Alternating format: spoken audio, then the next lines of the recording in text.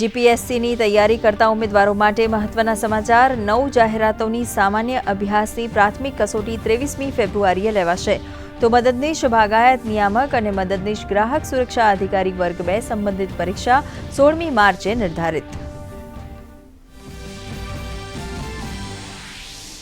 ખ્યાતિ દુર્ઘટના બાદ આરોગ્ય વિભાગની કડક કાર્યવાહી। પીએમ જય મા યોજના અંતર્ગત ગેરરીતિ બદલ પાટણની હીર અને નિષ્કા ચિલ્ડ્રન હોસ્પિટલ, અમદાવાદની સેન્ટારા ઓર્થોપેડિક હોસ્પિટલ સહિત રાજ્યની કુલ 5 એમ્પેનલ્ડ હોસ્પિટલો સસ્પેન્ડ તો 2 ડોક્ટરો પર પણ તબાઈ। પ્રયાગરાજ મહાકુંભ 2025માં 25 કરોડથી વધુ યાત્રાળુઓ, સાધુ સંતો અને પ્રવાસીઓ આવવાનો અંદાજ। ઉત્તર પ્રદેશના ઉર્જા અને શહેરી વિકાસ મંત્રીએ અમદાવાદ ખાતેથી કહ્યું, આ વખતે સ્વચ્છ પાણી ઇન્ટિગ્રેટેડ કંટ્રોલ કમાન્ડ સેન્ટર સહિત વિવિધ 44 ઘાટ પર ફૂલના વરસાદની વ્યવસ્થાનું આયોજન।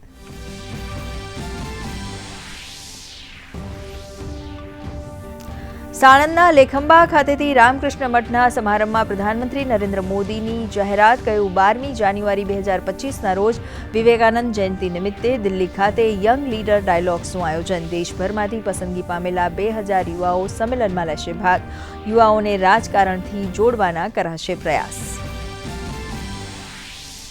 પ્રધાનમંત્રી નરેન્દ્ર મોદીએ પાણીપતમાં વીમા સખી યોજનાનો કરાવ્યો શુભારંભ। કહ્યું, સશક્ત મહિલાઓ બદલી રહી છે દેશનું ભાગ્ય। પોલીસ, એરફોર્સ, કૃષિ સહિત વિવિધ ક્ષેત્રે મહિલાઓ કરી રહી છે વિકાસના નવા સોપાન સર।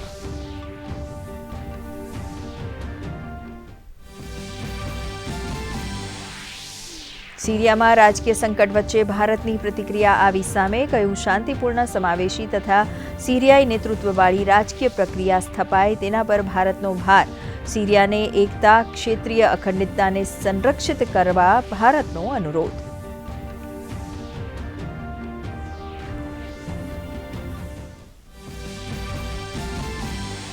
સંસદમાં સત્તાપક્ષ વિપક્ષ આમને સામને। લોકસભામાં અડાણી મુદ્દે કોંગ્રેસનો ઘેરાવ। રાજ્યસભામાં જોર્જ સોરોસ મુદ્દે સત્તાપક્ષ પણ લડી લેવાના મૂડમાં। કેન્દ્રીય મંત્રી જેપી નડ્ડાએ ચર્ચાની કરી માંગણી।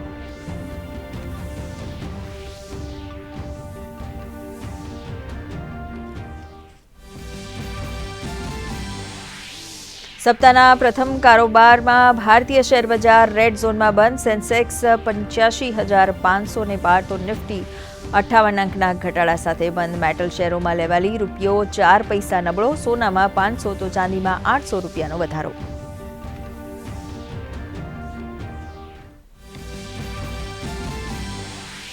અને રાજ્યમાં વધ્યું ઠંડીનું જોર। 7.2 ડિગ્રી સાથે નર્મદા સૌથી ઠંડુગાર। નલિયા અને કંડલામાં પણ લઘુત્તમ તાપમાન સિંગલ ડિજિટમાં। રાજકોટ, વડોદરા 11 ડિગ્રી લઘુત્તમ તાપમાન। અમદાવાદમાં 13.9 ડિગ્રીએ ઠંડી તો શિમલા, મનાલીમાં બરફ વર્ષાથી સહેલાણીઓ ગેલમાં।